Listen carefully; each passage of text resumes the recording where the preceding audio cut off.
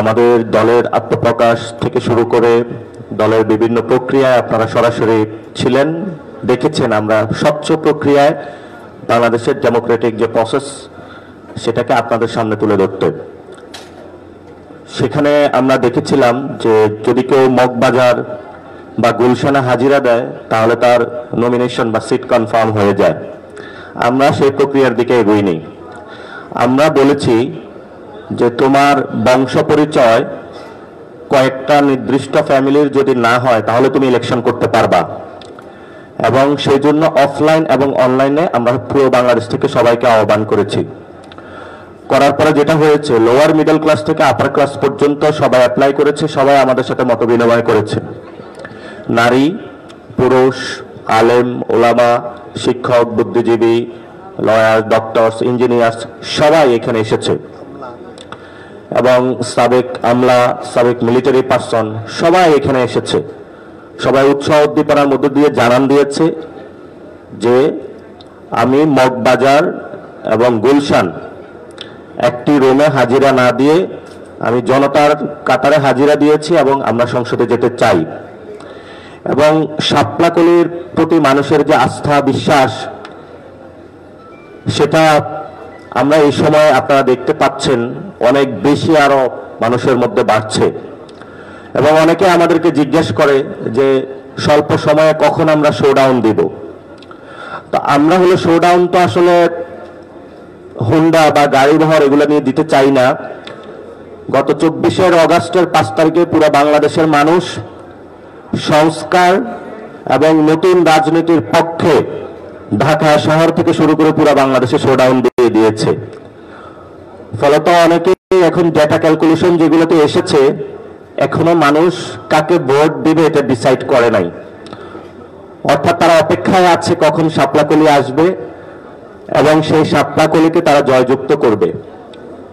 এবং আমরা 2 দিনে যেটা করেছি, প্রত্যেক পার্সনের সাথে 1-to-1 কথা বলেছি এবং এটা ইনশিওর করার চেষ্টা চালিয়েছি যে যাতে কেউ 24 ইলেকশন করেছে এমন কেউ নমিনেশন না পায়। জাতীয় পার্টি, আওয়ামী লীগ করেছে এমন কোনো ব্যক্তি নমিনেশন না পায়। চাঁদাবাজি, সন্ত্রাসী, আইন শৃঙ্খলা থেকে শুরু করে বিভিন্ন ক্রিমিনাল অ্যাক্টিভিটিস সাথে জড়িত ছিল এমন মানুষগুলো যাতে এখানে নমিনেশন না পায়। এবং আমাদের একটা ডেডিকেটেড টিম ছিল যারা এই বিষয়গুলোর নিশ্চয়তা বিধান করেছে। বাংলাদেশে একটি রাজনৈতিক সংকট যাচ্ছে এবং সাথে সাথে আমরা শুনেছি বেগম খালেদা জিয়া অসুস্থ। আমরা তার সুস্থতা কামনা করি। বাংলাদেশে যে আপোষহীন এবং গণতন্ত্রের পক্ষে লড়াই করেছেন আমরা তার প্রতি শ্রদ্ধা পোষণ করি। সাথে সাথে আমরা একটা বিবৃতি দেখেছিলাম, জামায়াত ইসলামী বলেছে যে যাতে বাইকের যে শোডাউন, হুন্ডার যে শোডাউন সেটা বন্ধ করে, কিন্তু ততদিনে তারা পুরো বাংলাদেশে শোডাউন দিয়ে দিয়েছে। তারপরেও বন্ধ করেছে, এই জন্য তাদেরকে ধন্যবাদ জানাচ্ছি। সাথে সাথে আমাদের এই যে পুরো বাংলাদেশে একটা ভূমিকম্পের আতঙ্কের পরিস্থিতি সৃষ্টি হয়েছে, সরকার এই বিষয়টি খুব সুন্দরভাবে হ্যান্ডেল করেছে এবং তারা একটার পর একটা পদক্ষেপ নিচ্ছে। আমরা সরকারকে বলবো, আমরা আসলে কোন সময় ভবন হেলে মারা যাই এই নিশ্চয়তা আসলে ঢাকা শহরে নাই। তো এই জন্য আপনারা একটু প্রিকশন নিয়ে মানুষকে জানাবেন। এখন সায়েন্সের যুগ, কখন ভূমিকম্প হবে বা নিরাপত্তা বিধান, জনসচেতনতা প্রচার করা টেলিভিশন মিডিয়াগুলোর মাধ্যমে, এগুলো আমরা এখনো সরকার থেকে পাইনি। ফলত এই জায়গা আমাদের উদ্বেগের জায়গা রয়েছে এবং ভবিষ্যৎ বাংলাদেশে আমরা একটি সুন্দর, ক্রেডিবল, গণতান্ত্রিক পরিবেশ নিশ্চিত করতে চাই। আপনারা জানেন দেবিদ্বারে আমাদের যে হাসনাত আব্দুল্লাহ গণ অভ্যুত্থানের অন্যতম নায়ক, তার বংশ পরিচয় নিয়ে বিএনপির একজন ক্যান্ডিডেট কথা বলেছে। তো যাদের বংশ পরিচয় চাঁদাবাজি, যাদের বংশ পরিচয় সন্ত্রাস, যাদের বংশের সাথে লেগে রয়েছে দুর্নীতি, তারা আবার আমাদেরকে জিজ্ঞেস করে আমাদের বংশ পরিচয়। আমাদের বংশ পরিচয় তাদেরকে জানানোর জন্য স্পষ্ট বলছি, এই শীতের রাতে চাদর না নিয়ে একটু কান খুলে রাখুন। আমাদের বংশ পরিচয়, আমরা বাংলাদেশে একটি সংস্কারের বংশ চাই। আমাদের বংশ পরিচয় হলো এমন একটি বংশ যারা বাংলাদেশে চাঁদাবাজি চায় না। আমাদের বংশ পরিচয় হলো তারা বাংলাদেশে যারা দুর্নীতি চায় না। আমাদের বংশ পরিচয় এমন যারা বাংলাদেশে কোনো যা সত্যিকার অর্থে যে জন্মদাতা মা বাবা তাদের কাছে আমরা কৃতজ্ঞতা স্থাপন করি, কোনো অন্য দলীয় দাস হিসাবে আমরা কারো কাছে মাথা নত করি না।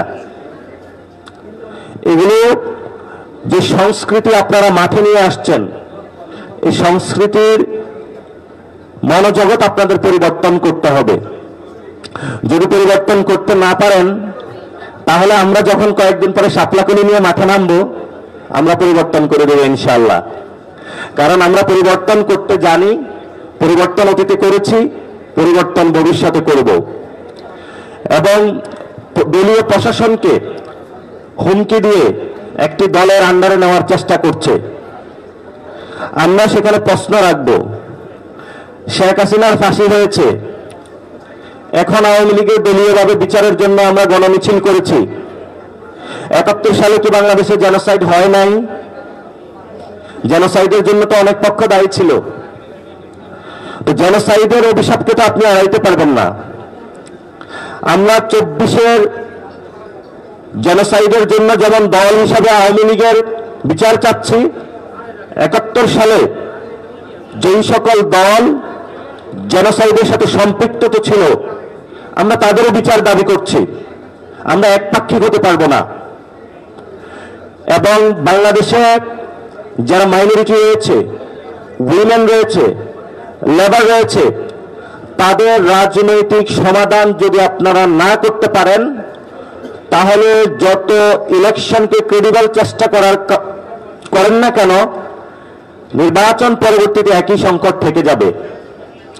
এজন্য যেই সকল দল ফ্র্যাকশন বেসিসে, ইডিওলজি বেসিসে সমাজকে খণ্ড বিখণ্ড করছে, বাংলাদেশকে বিখণ্ড করার প্রচেষ্টা চালাচ্ছে, আমরা তাদেরকে আহ্বান জানাবো। আমরা বাংলাদেশের সিটিজেন বেসড আইডিয়া, মানুষের সেবা দেওয়ার যে মেন্টালিটি, সেটা নিয়ে পলিটিক্স করতে নেমেছি। আপনারা সেই প্রক্রিয়ায় আসুন। স্টেটকে জামায়াত ইসলামী বানাবেন না কেউ, স্টেটকে বিএনপি বানাবেন না কেউ। আমাদের রাষ্ট্রকে এমন একটি রাষ্ট্র বানাবেন যে রাষ্ট্রের মধ্য দিয়ে এখানে হিন্দুরা অধিকার পাবে, মওদুদিরা অধিকার পাবে, জামায়াত ইসলামী অধিকার পাবে, বিএনপি অধিকার পাবে, এনসিপি অধিকার পাবে, সমাজের প্রত্যেকটি পলিটিক্যাল পার্টি, সিভিল সোসাইটি সবাই নাগরিক হিসেবে মর্যাদা পাবে।